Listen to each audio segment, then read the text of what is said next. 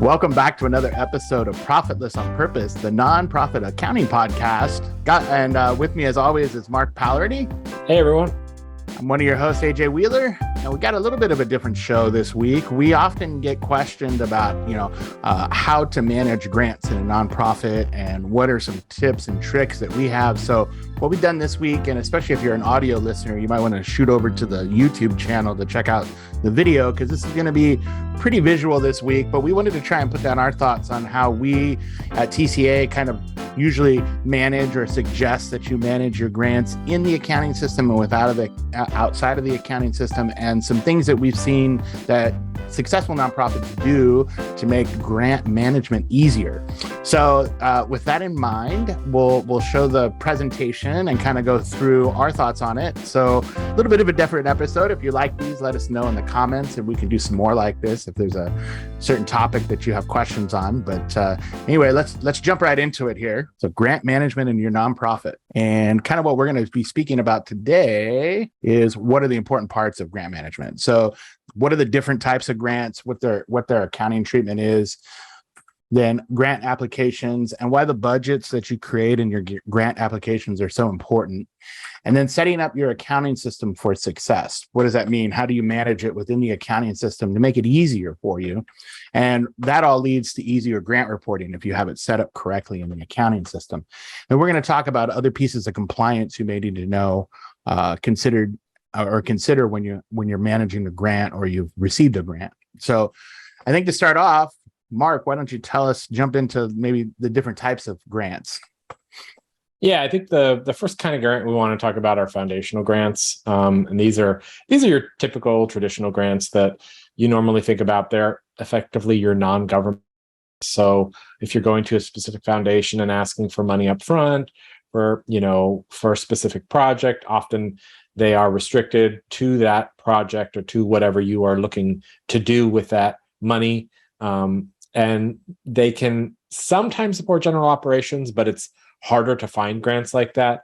Those are considered, like the golden egg, if you will, because finding something that's going to solely support general operations is usually a foundation that already knows your work and already knows what you're doing. So, and those tend to be a little more competitive if they're advertised far and wide.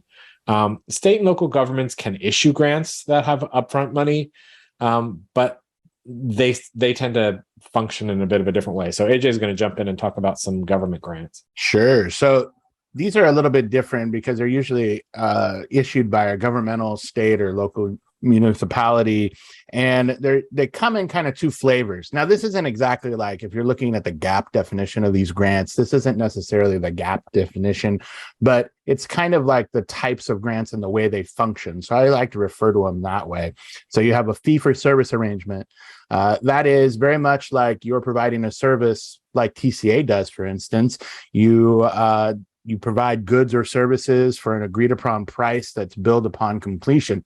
So that can mean often I call these like 1/12 grants. So you're scheduled to do something for 12 months for a government, or usually these are state and local municipality grants, or even like contracts that you may have with like hospitals or something like that, where you're doing something on a regular basis and you're charging a fee for it. You provide 2 people to serve meals at a certain place, and you charge somebody $5,000 a month to do that.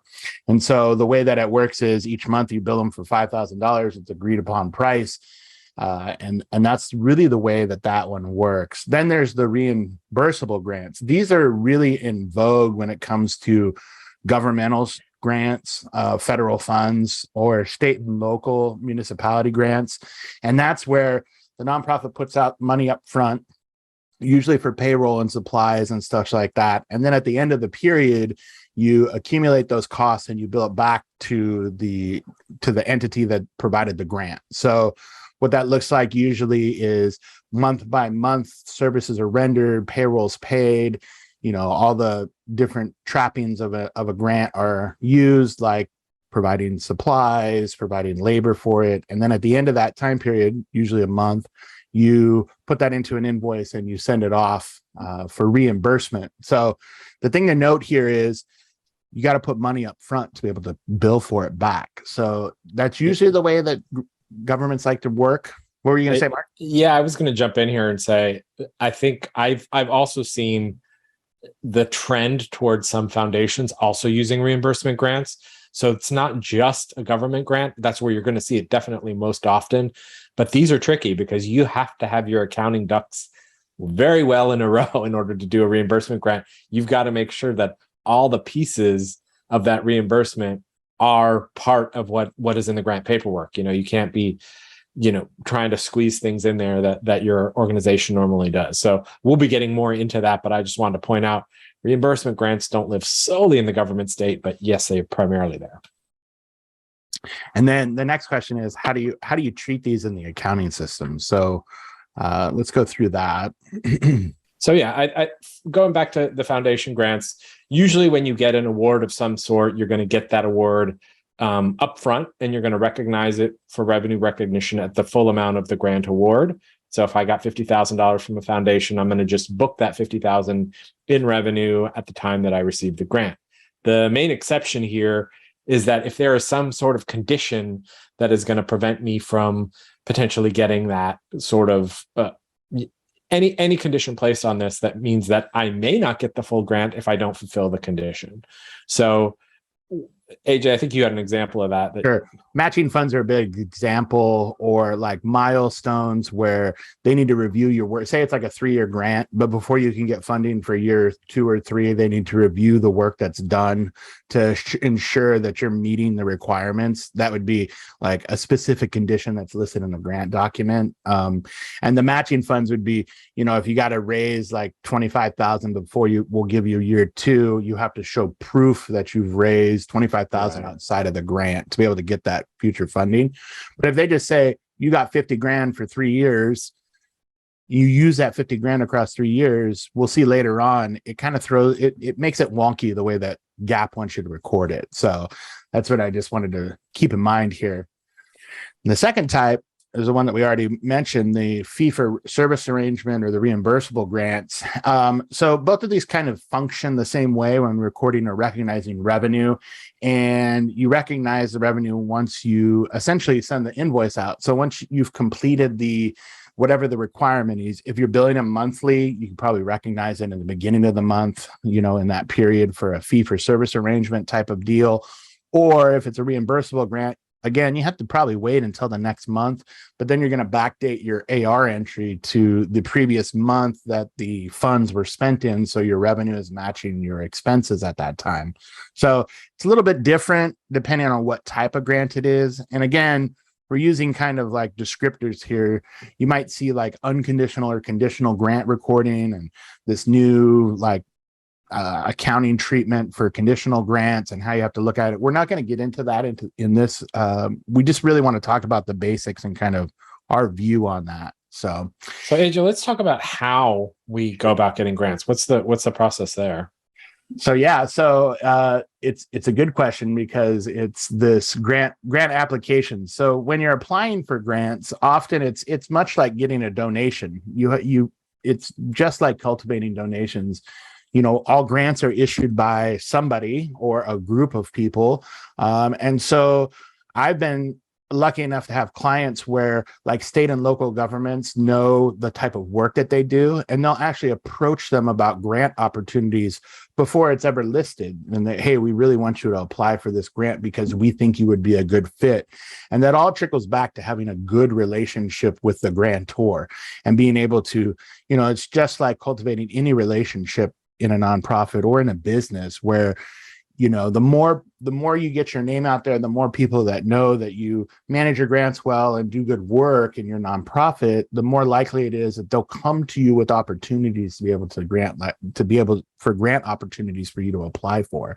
So although we all know how long it takes to make these grant applications. So Mark, you have a little bit of experience in this area.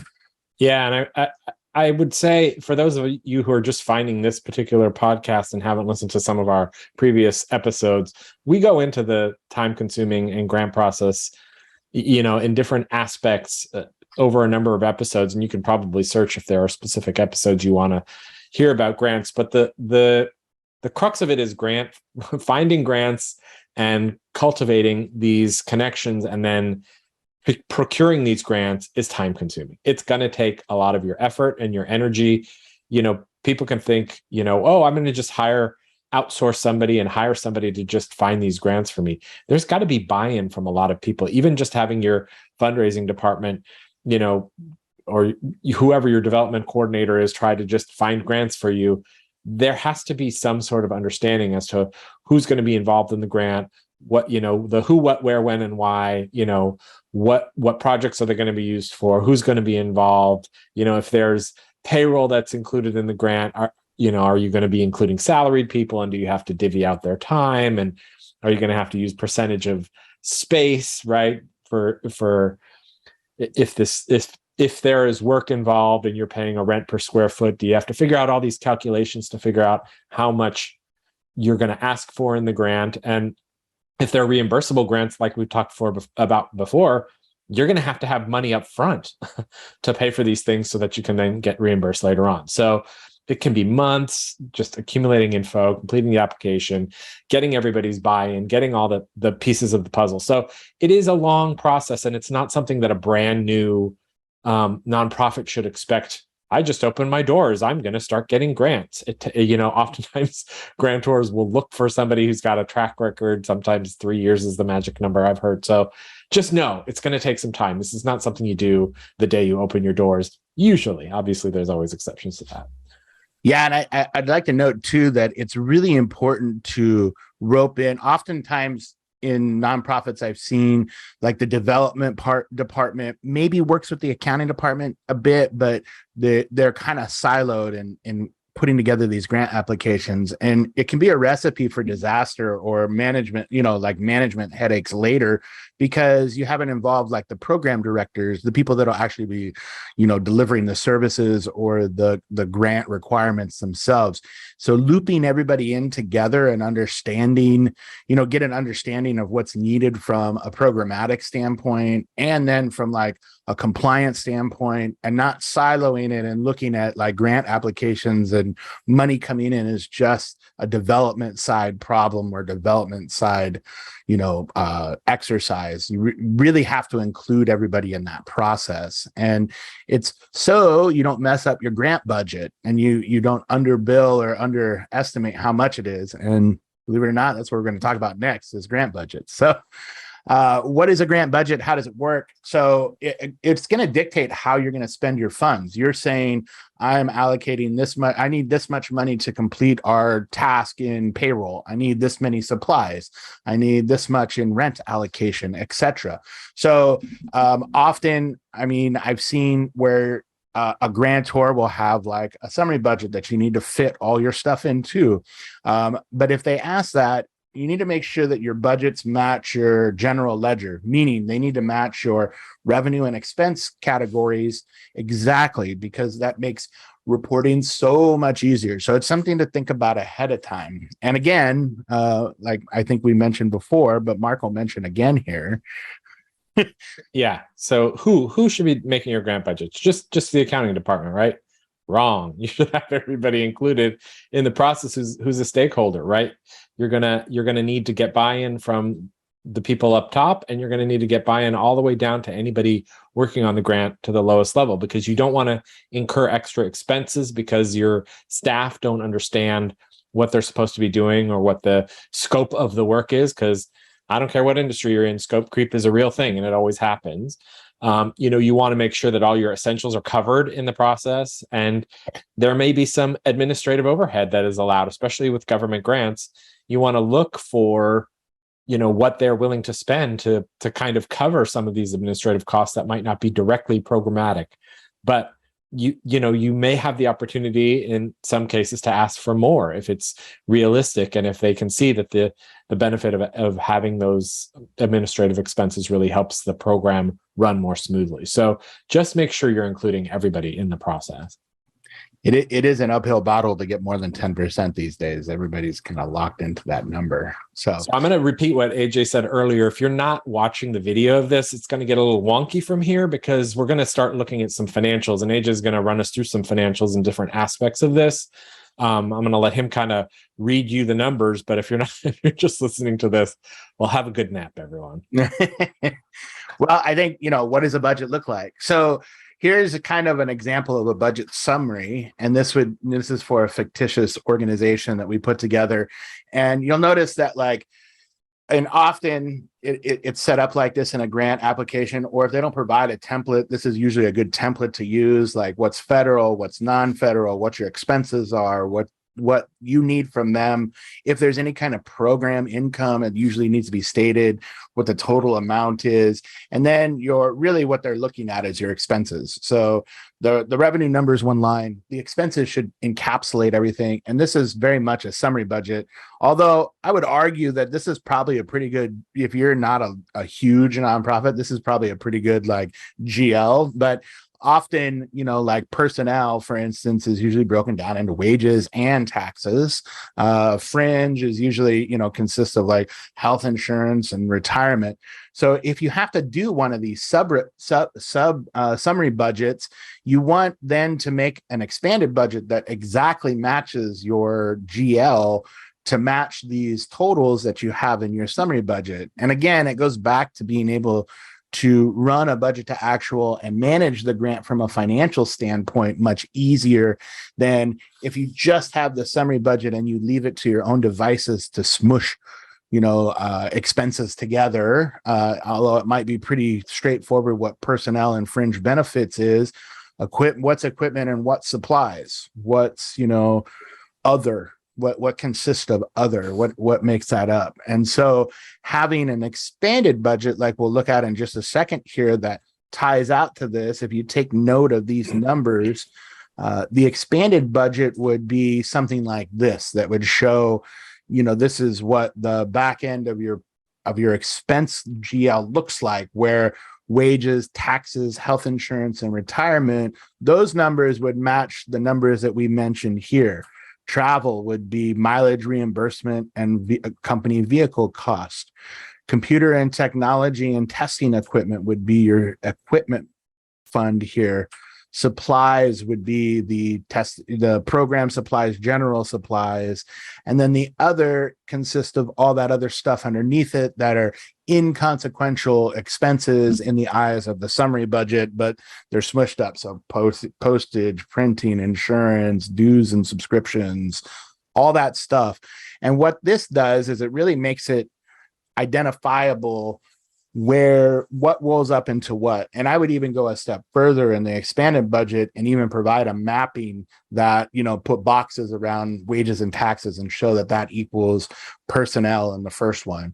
And then health insurance and retirement together maps out to be fringe benefits. And then, the mileage and the company vehicle costs together equal, travel or yeah. So I think providing that to your accounting staff and then being able to share that with your program staff and having that all buttoned up before you get started makes it so much easier to manage.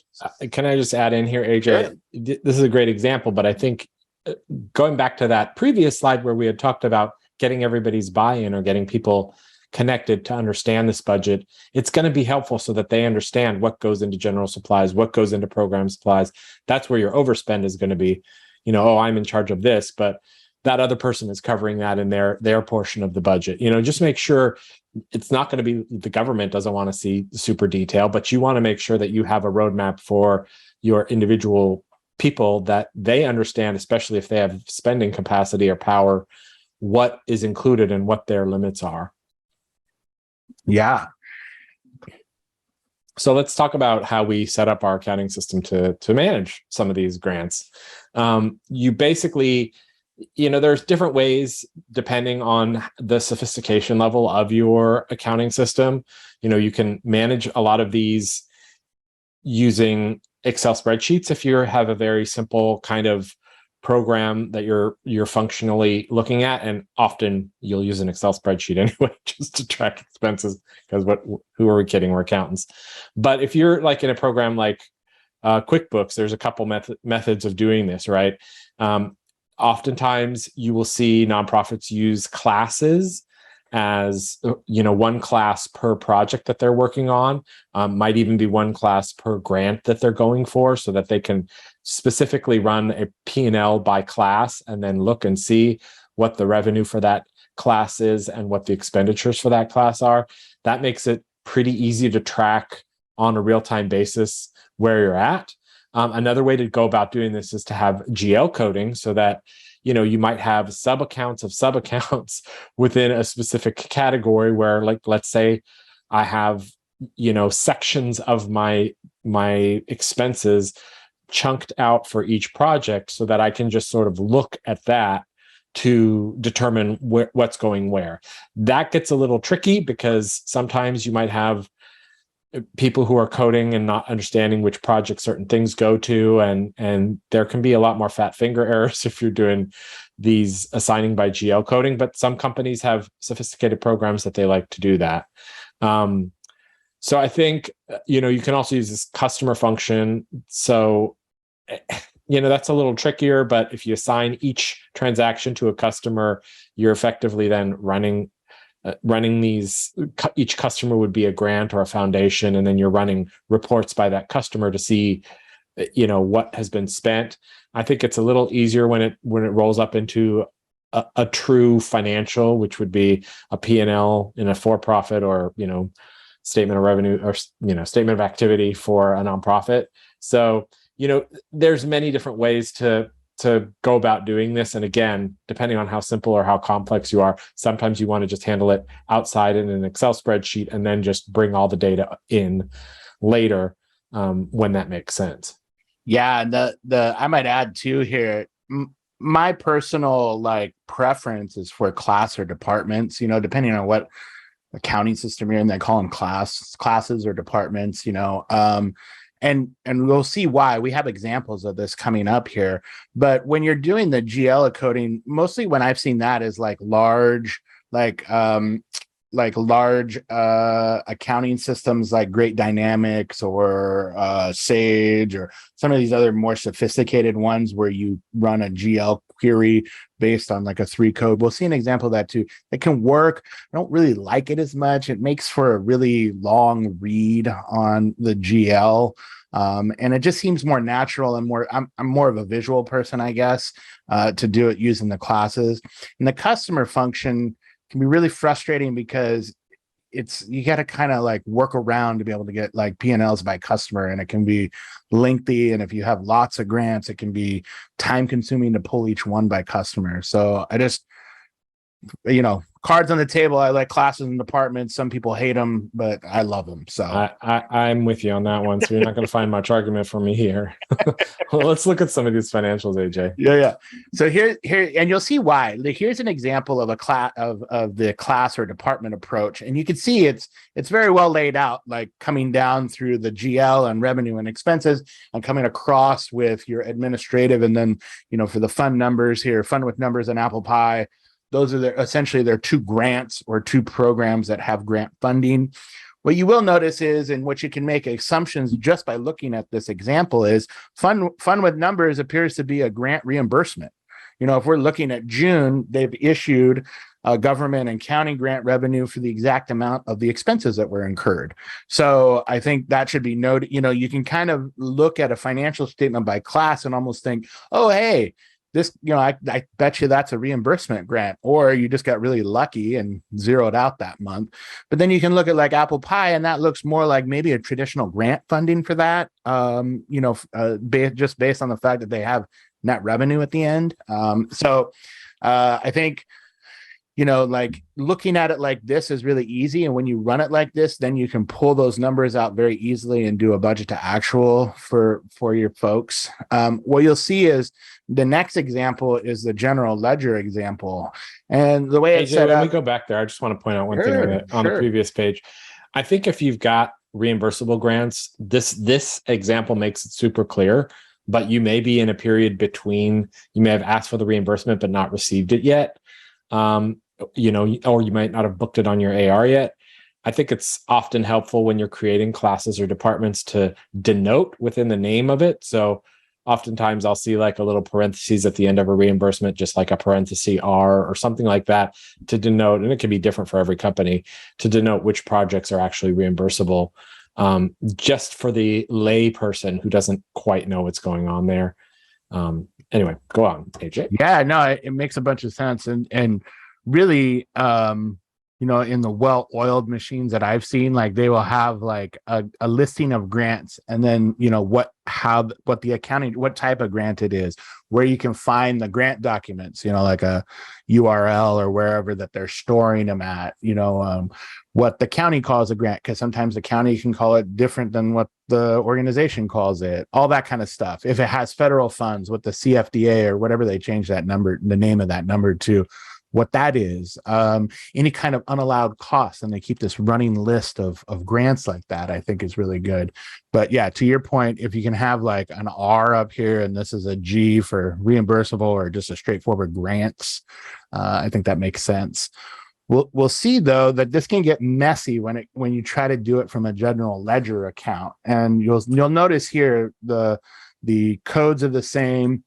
Now I've had to truncate the expenses here because I ran out of room on my slide, but but you'll see that this can get messy. So you see the last three digits here are associated with a department code.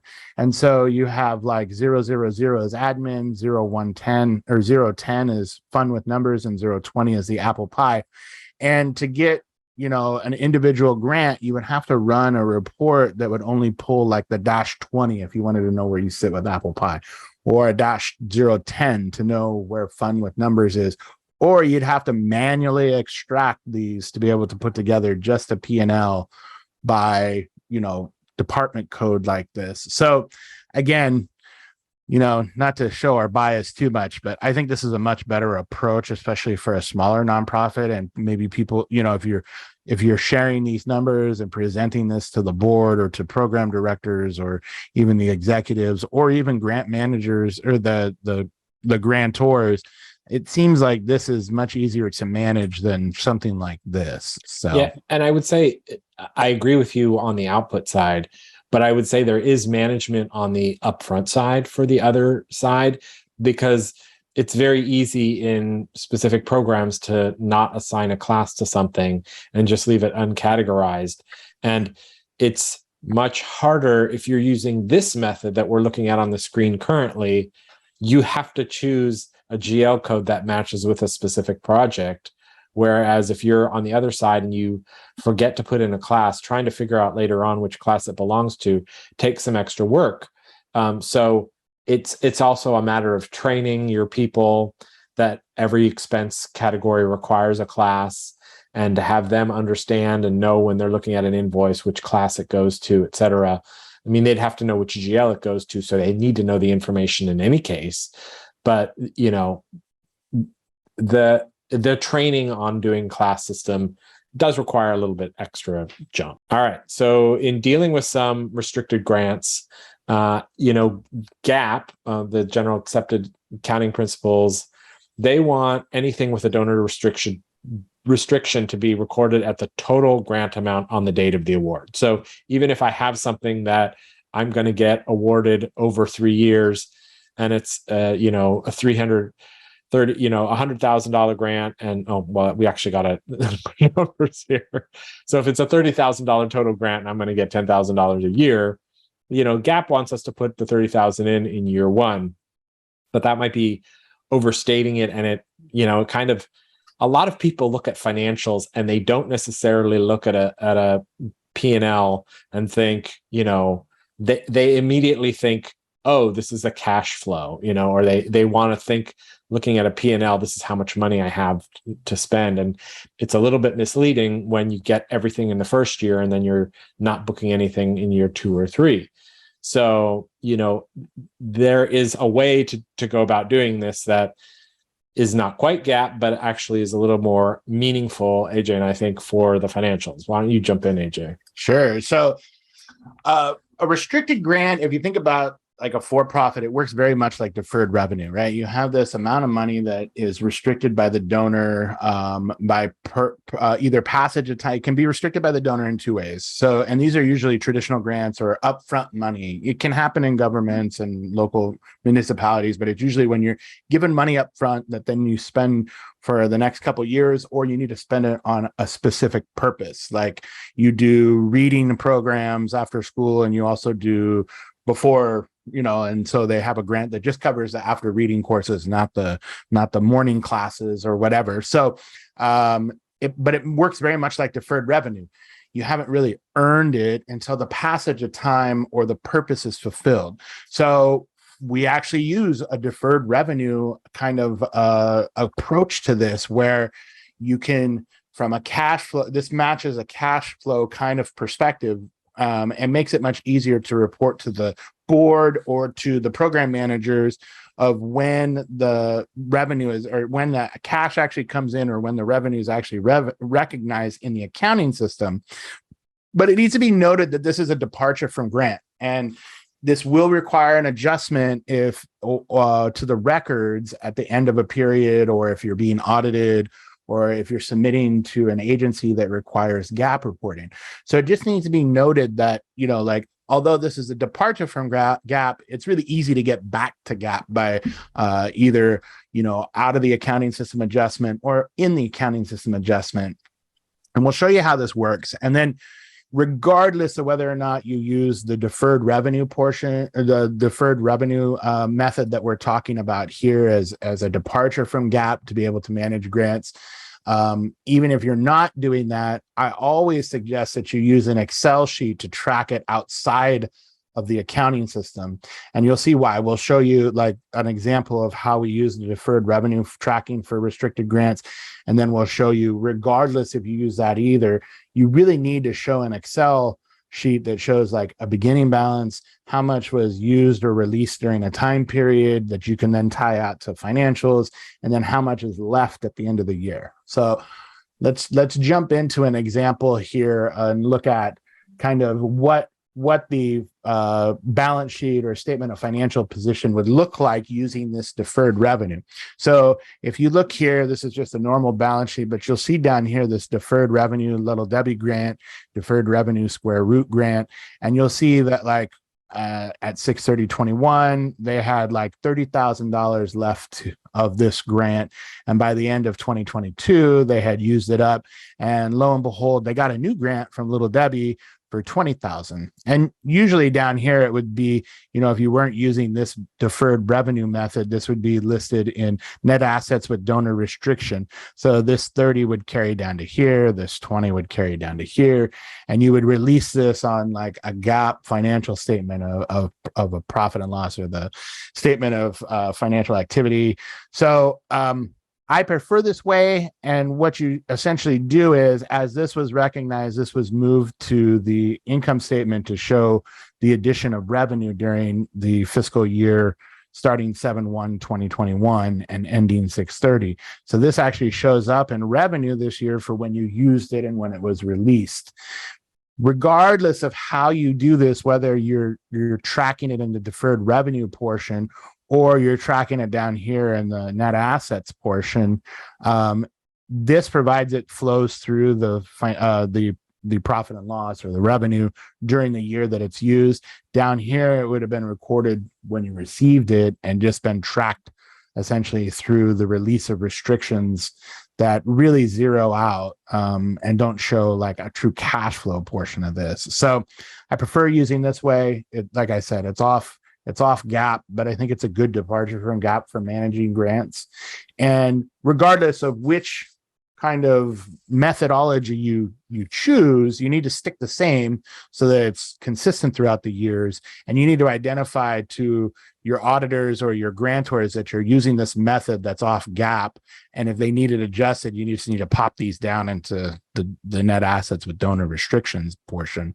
And that's where your Excel spreadsheet comes in handy, where you can actually see what the activity was and then know what you need to pop down below when it comes time to present.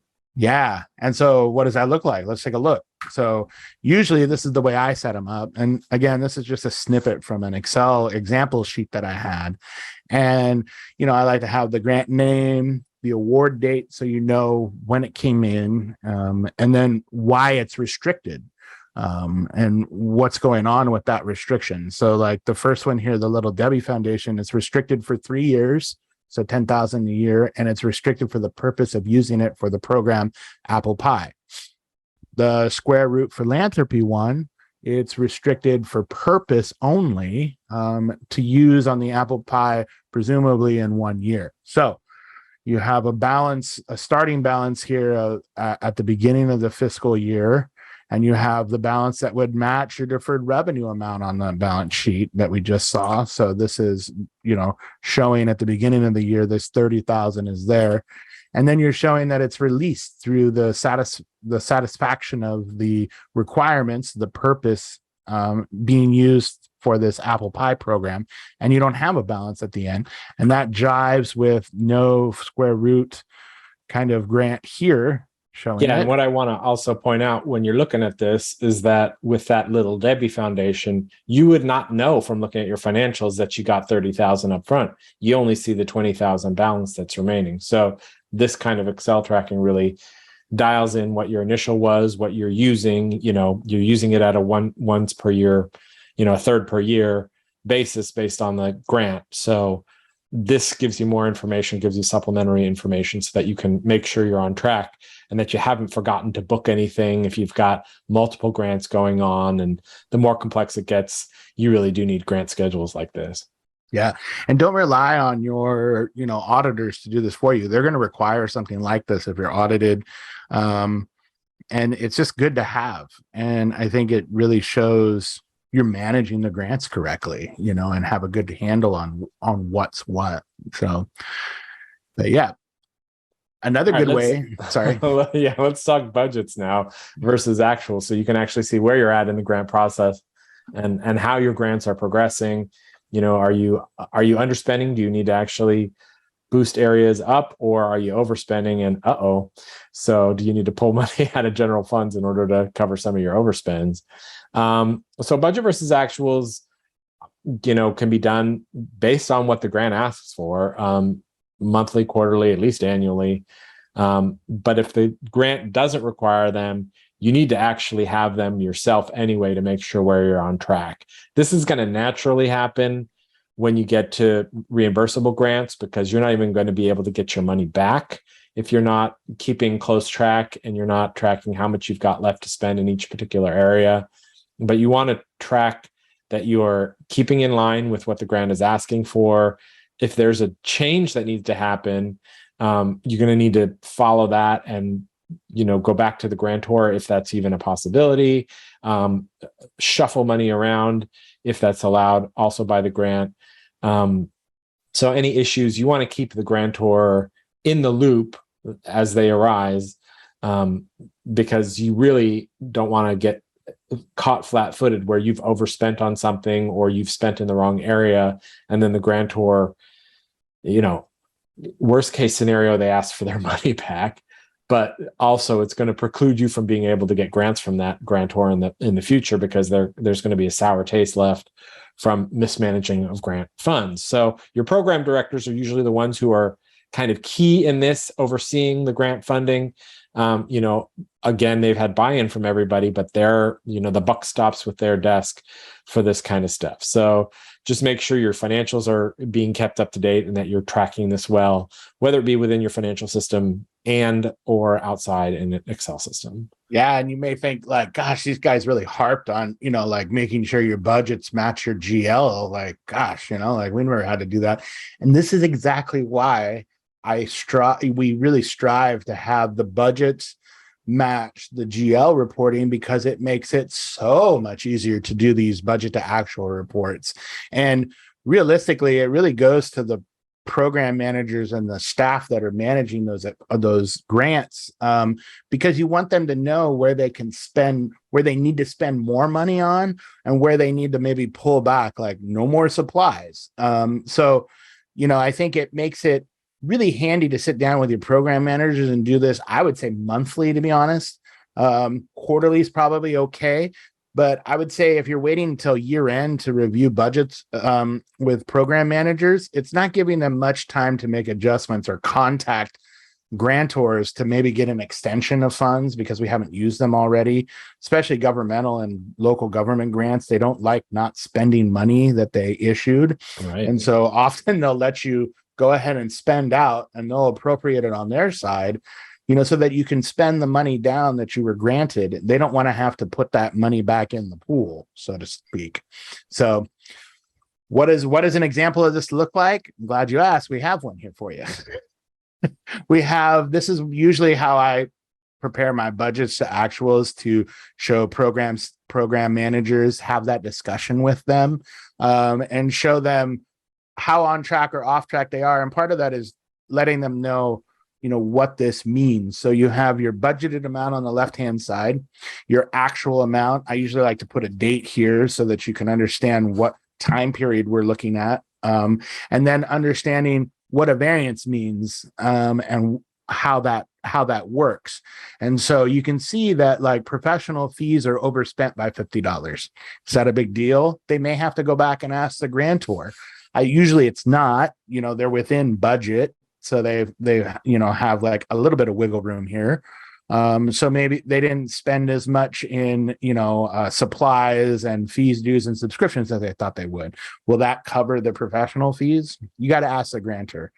Usually it's yes. And according to this, you got 50 more bucks or so to spend to be able to get to where you need to be. So it's kind of, it's probably more like $100 or whatever it is, $142, but it's good to share this with your program staff so they can understand, wow, I can't spend any more on, I only have $25 worth of supplies left I can buy. So if I need some, or I have $25 left, can I buy some supplies that will help my, whoever's benefiting from this grant? So I think this is one of the most important things that a lot of nonprofits kind of don't get to if they're smaller or medium. Even some big ones I've seen, they don't share this information readily on a regular basis. The successful ones I've worked with have, but it's one thing I'd like to see more nonprofits start doing on a regular basis, I think. Yeah, another thing I want to just point out here is I'm a fan of also the variance percentage, because $50 in wages is a big percent, is a tiny fraction of a percent as compared to $50 overage in mileage and travel, right? Same $50, but you've overspent by almost 200% in your mileage and travel, and that $50 is a rounding error when it comes to wages. So I think it's important for people to understand a percentage, and it also can help you if you're doing reimbursement grants that have like that 10% admin. You can better keep track of where you're at to hit that 10%, and what is included in that can be a little more easily delineated when you get variance percentages. And then we need to talk about how you get paid. Yes, grant disbursements. We love the getting paid part once you get approved for the grant. This can happen in a few ways. So often you're given a lump sum at the time of the award. It can be lump sum increments that are coming at specific time intervals, every 6 months, yearly, depending. Sometimes you have to hit benchmarks in order to get those further disbursements. But we've kind of talked about what that looks like previously. You can get invoicing of funds on a monthly or quarterly basis. That can be for reimbursement grants. You might the grantor might say, well, submit your expenses to us every month or every quarter, or some say once the whole project is done. That's very important for you to keep track of, because are you going to need the entire amount of the grant up front before you can even start asking for reimbursements? And then there might be a federal funding source that allows you to do drawdowns against a specific grant over a specific period of time. So just beware of your milestones, beware of how this is coming in, because cash flow management, you certainly don't want to have a situation where you're working on a project and you run out of money, and your reimbursement doesn't come till the end of the quarter. So you've got a month and a half to hang out and do nothing until that money comes in. So, I mean, that's kind of a worst case example, but factor in what that free cash flow is going to be for you, and know that you need to meet specific requirements and have your ducks in a row so that when it's time to submit for that reimbursable, do so, and pay attention to how quick they are in their turnaround time, right? Are they going to take a month to review and then fund? Because all of these free cash flow, I mean, the cash flow in any organization can be the death of the organization. So have awareness, and maybe if you're a smaller organization, don't get so eager to get grants that, great, I got 5 grants this year, they're all reimbursable. Because you don't want to have to rob Peter to pay Paul, as it were. Yeah, another great point, Mark. And another thing to think about is you don't know until you ask. So I had a situation with a nonprofit client where they were really jazzed. They were going to add this grant that required 20 new employees. And I said, how, and they were all excited because it was going to do a new program, and they were really excited to get going on it. They couldn't wait to sign the grant contract. And I had to slow them down and say, hey, listen, 20 new people coming on board, you're going to have to put out a lot of money for payroll in that first month or 2 months, even while you get the contract in place, you get set up for invoicing, you add all this stuff, you do the training. So there was like a month of training, then the month of service. That's great. But it was for a county that was notoriously like slow in paying their bills. So I said, you need to go back to the funder and ask for maybe like 2 or 3 months of upfront funding at the start, once you sign the contract, to be able to cover your expenses until you get to a point where it's sustainable and you have it in, you have good cash flow here. So really being able to work with your grantors and making them understand in your budget how much this is going to cost to wind up. And if they really want to use you, can they kind of like not bend the rules, but make an exception and maybe pay some money up front so that you have some money to cover the expenses that you're going to incur, the additional expenses that you're going to incur in that first month or 2 of winding up the program, starting funds, kind of like that. And then the other thing to be aware of is, like Mark said, ensuring that the cash flow jives. Like if you have to wait and bill on a quarterly basis for something, that means you've got to put out 3 months worth of expenses before you even get paid again. And the other part of that is being aware of the requirements when you're drawing down from a federal funding source. You got 3 days. So if you are going to buy like $20,000 worth of computers, you can pull down $20,000 worth of money out of that federal drawdown site, but you better use it within 3 days. If you don't, there's a requirement where you have to calculate what interest would have been and then pay it back or take it off of your award. So just be aware of your requirements there and understand if you're drawing down from a federal source, you better use that. You better have already used that money and you're just getting reimbursed for it, or you better use it in like the next 2 days, because there's no gray area there. They don't want you using your federal funding source as a cash flow loan that you can kind of just draw down on whenever you want. So, yeah. And how are we letting these grantors know that the grants were ready for, our reimbursement check, or that we've spent the money wisely? That all comes obviously in the form of reporting. And you often have a designated person that you're reporting to over at the grant, but the grantor is going to monitor the progress of how you're doing within that program. And again, they're going to dictate how often they want the monitoring to happen. If they're doing obviously monthly reimbursements, that's going to be monthly reporting and monthly, determination as to whether your grant is on track. Sometimes grantors are very silent, and then you're just sending an end of, project report. And this is often going to dictate, if it's a reimbursable grant, it's going to dictate your cash flow. But if it's not, if it's a grant up front, this can often help dictate whether this grantor, you leave them with a good taste, right, of what you've done.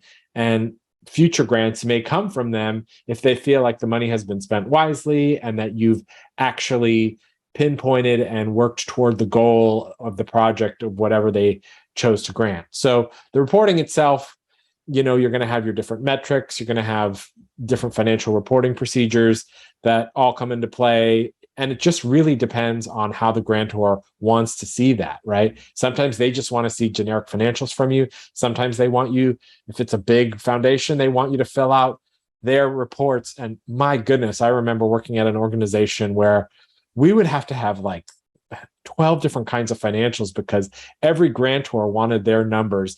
They wanted these two budget categories combined and they wanted this separated out.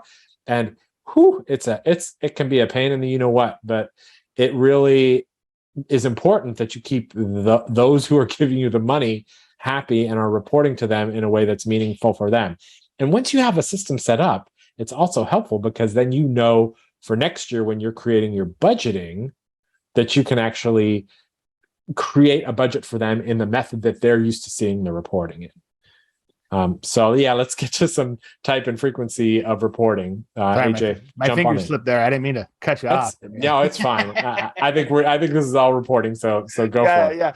So there's a couple of different types and frequencies of reporting. The grant milestone reports are usually like a narrative, and this is again back not to harp on this, but involving everybody in the organization, because the grant milestone reports, usually a narrative, might include financial data, but usually these narrative reports are done by the program managers. They're going to know how many people were served, what was done. Like they always taught, like a lot of these grants, what were some lessons learned? What was some, pitfalls you ran into? If you could do it differently, how would you do it? How can we help you better? That kind of thing. So understanding, like what's required of those grant reports, especially in those milestone reports, because oftentimes they'll cut off funding for you if you haven't submitted them, and they can really get on your case if you're late about them. So understanding, when these are due and putting a calendar reminder for this kind of stuff on your calendar so it pops up and like, oh my gosh, this month is reporting month. The other type of reporting and frequency is the federal funding report, often known as FFRs. These are submitted quarterly, yearly, and at grant closeout, and they're required by direct federal funders. If you have a direct grant from a federal funder, you'll know when you need to put these in because you'll get spammed with, your reporting date's coming up, or you're late, you've missed your FFR reporting, get it in immediately or we're going to cut off funding. So, and these, if you have a single audit, these are tested during that single audit for timely submission, that it's done on time. And you get a ding, and it can be a control finding if you don't do these on time. So check with your grantor or your government agency to make sure. Some only require yearly ones. Some require quarterly and yearly and grant closeout. Some only require yearly and grant closeout. Some only required at the end of the grant. So just really being in touch with your grantors and understanding if there's any changes. I worked with a federal agency that was requiring quarterly. And the one time I logged on to do the FFR reporting and I can't find a report to submit. I'm like, why is this? And I had to search and find out that hey, guess what? They changed the rules. Now it's yearly and at grant closeout, not quarterly. So by them making it easier, I spent about 2 or 3 hours digging through pronouncements to understand, like, oh, person now doesn't do yearly, it's quarterly. Now it's only yearly. Great. Thanks for letting us know. But anyway, I digress. There are other grant specific requirements that may cause, like we talked about, further data on the type of people and its explanations needed outside of a milestone report. Or even I've seen even an in-person like presentation to a foundation board or something like that on what happened with the grant or how the grant impacted those that they were trying to reach. So just be, again, talk with grantors, talk with your grant staff, understand what those requirements are, and you can be a rock star by setting up, reporting times and that kind of thing in your routine. So AJ, we've kind of talked at this point about the entire grant process from stem to stern, where we're, going for that grant, and then we're setting up our proposals, and then we're submitting the grant application, we're getting that back, we get approval, we get, the grant funds, how we record our funds, and then how we report back to how our grant did. So we've kind of gone through this whole cycle. So as we start to kind of get to the end of our presentation here today, let's just look at some common mistakes that nonprofits are making when they're doing the grant process. And this maybe, hopefully, can save you some time in the long run. So not clearly stating what the grant will support, right? Too generic of a grant proposal. If you're competing against a lot of people who have very specific programs, who are very passionate about those programs, you're going to look less attractive if you're not stating what the needs are that the grant will support, not including your other departments, because you may think, I can go this alone, I'm going to just file for this grant. And then you talk to other departments and they're like, well, the needs that we would actually need to do to fulfill this program, if we got that grant, are way greater than you proposed. So we've kind of harped on it today, but not including all the stakeholders in that is a problem. Not linking how this program is linked to a grantor, right? Like, figure out which grantors out there are looking to fund your types of projects that are passionate about the kind of work you do. There are a lot of grantors out there, and we've talked in previous podcasts about sources for finding grants.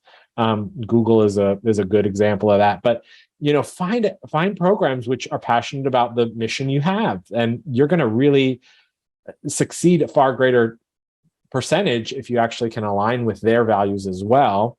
And then rushing, right? This is always, the enemy of the accurate is rushing through something. And if you hear about a grant and the grant proposal is due in 2 days, right, and it's some major undertaking, yeah, maybe just wait till next year, or good luck, right? It's just like throwing your hat into the ring. And if it's reimbursable, frankly, I hope you don't get it, because it's going to be a shit show. Anyway, AJ, you want to keep going?